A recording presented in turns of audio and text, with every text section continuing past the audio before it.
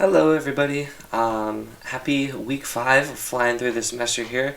Hopefully, you all had a great President's Day, and I'm looking forward to talking about this chapter, this nice short chapter that we had here.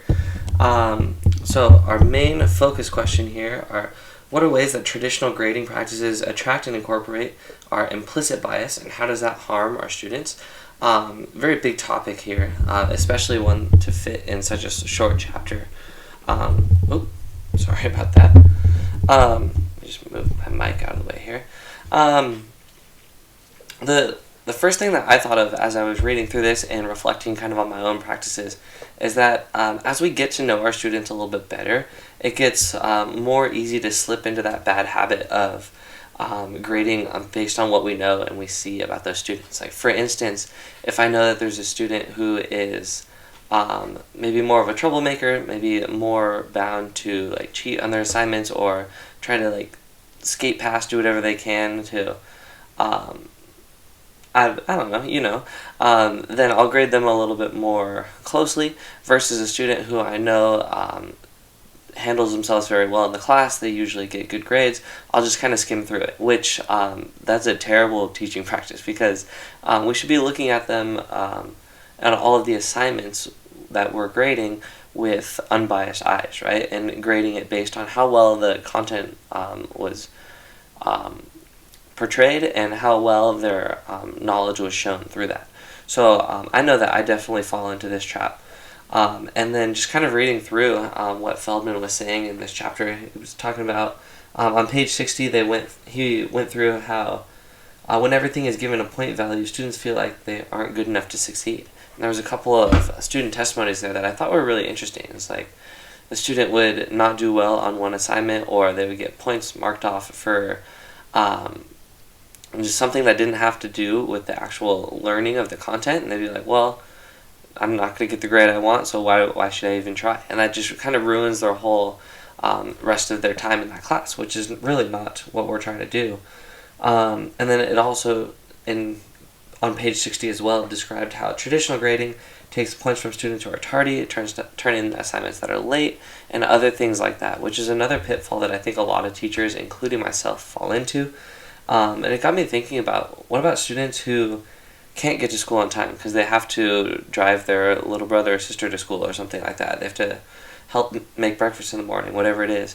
Or what about students who work like a full-time job after school just to help their family out and they don't have time for homework?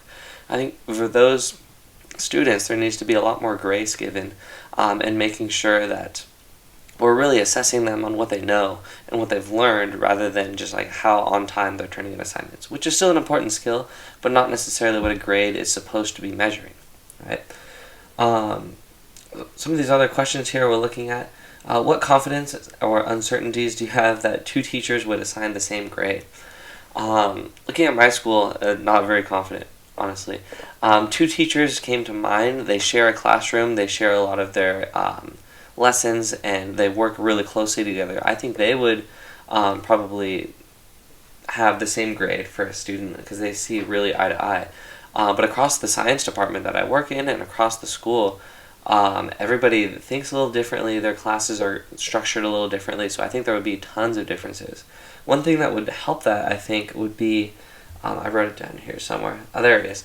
If there was some sort of rubric for whatever we were grading, that would probably lead to more consistency because it'd be more of an itemized list to go down, make sure like, okay, yep, they did that and that and that.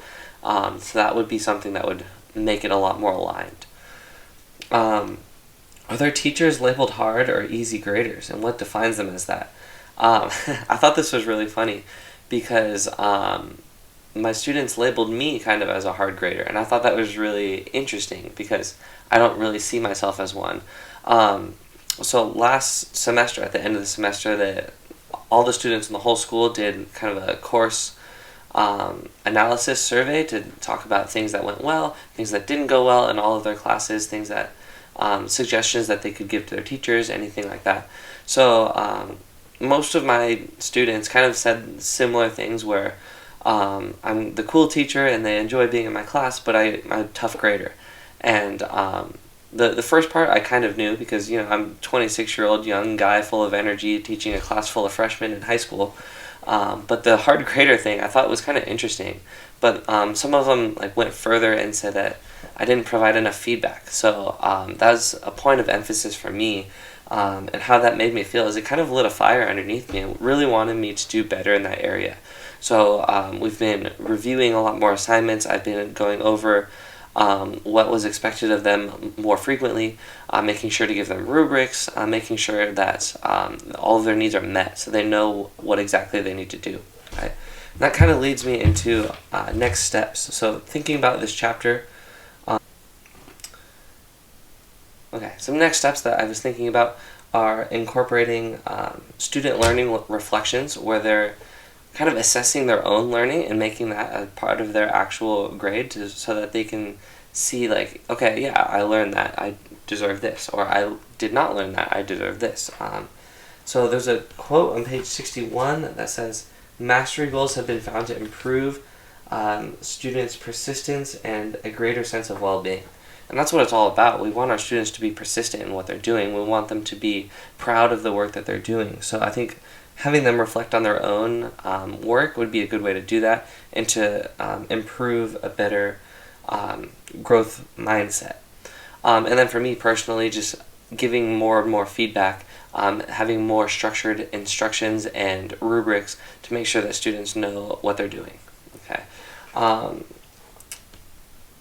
I kind of skipped this, so I'm going to just go back to it. Sorry about that. But going back to how confident I would be that two teachers would assign the same grade, I just think that whole concept of clarity in grading is super, super important. So I have another quote from page 61 again, a little bit higher up, that says, when grades are different for each teacher, overly complex, and based on subjective interpretations of attitude and effort, it increases students' fear of failure and a historically underdeserved community suspicion of whether their children will be treated fairly. Right? So that whole concept of keeping grading unbiased, making sure all teachers would be able to give this similar grade is super, super important for the well-being of our students, right? Not only from a fairness perspective, but just an overall well-being perspective, because students kind of pick up on the hints that we give, and they can really tell when the best practices aren't being made by teachers. So lots of stuff to think about. I'm curious to hear what you guys have to say. So yeah, I think that's it.